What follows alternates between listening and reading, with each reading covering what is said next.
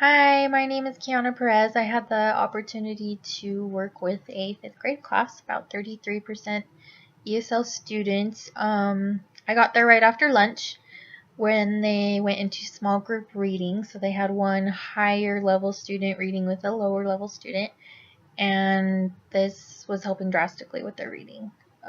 They were both reading at the same time, so the lower level could kind of try to keep up with the higher level.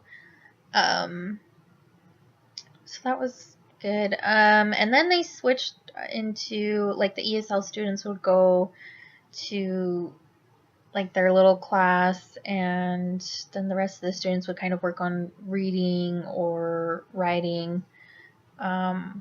This is mostly when I worked with one particular student. He just moved here from Africa, and he understands a lot. I was trying to conversate with him.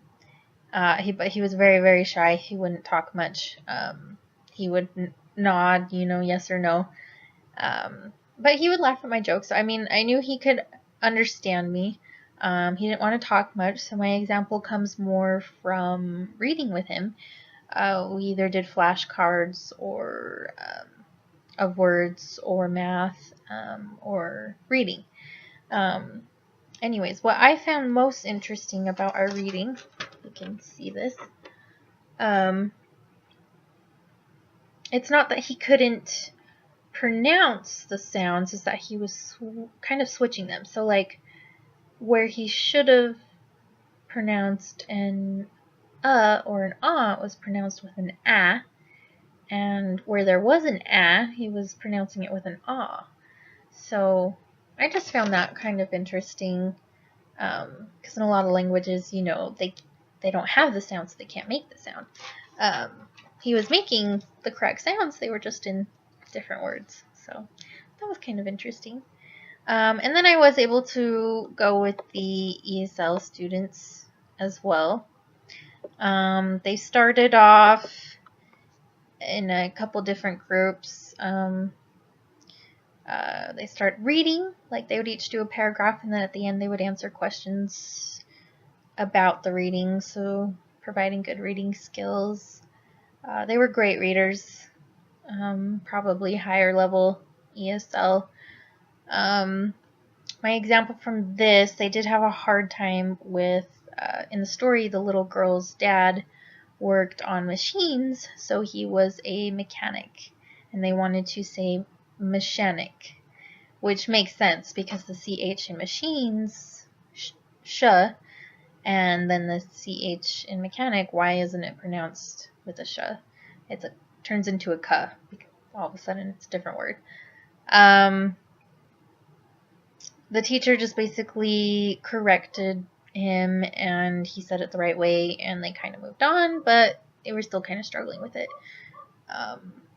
I tried to look up if there was some kind of rule or some way to kind of go about learning this in a second language. All I could really find was there was just lists of words of which ones are pronounced cha and sha and ka. English language is kind of weird that way. I would probably just have a sentence for each variation of the word and have them repeat it 3 times, as that can kind of help with the memory. The second group, they had a few definitions on the board, and they would read the story and look for the definitions, and whoever noticed it first as they were reading could raise their hand. And this was a lot of fun for them because they were kind of like racing to see who could get the word, and then when they found it, they would say the definition. So there was the words in there a few times. So it was a great way to learn vocabulary, I thought.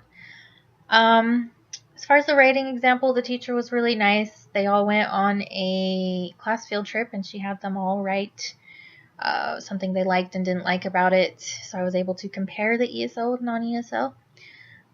They're all very similar. I mean, non-ESL was a little bit easier to read, better semantics, but not by much. These kids are pretty fluent. So I guess I'll go with this first one.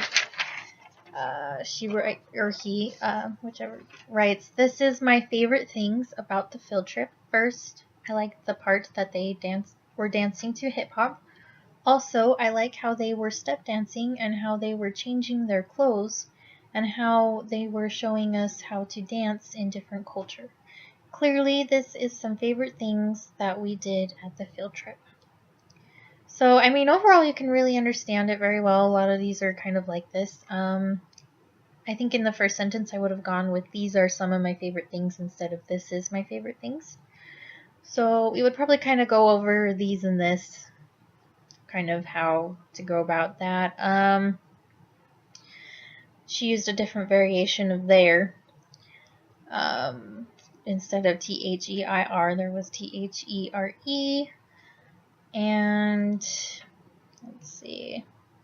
For the most part, though, I mean, you can understand it. A lot of these are like this. There is a misplacement of the L in close. I'm not sure if that had to do with kind of a phonetic spelling of her trying to sound it out, or I don't know, I misplace my letters all the time. This student kind of misplaced their L, but that's more of a silent L in wood. At least he or she recognized that it was in there, so pretty good for the most part. I think overall a lot of the students, there wasn't much of a language barrier. There wasn't a lot of struggling, aside from the one student.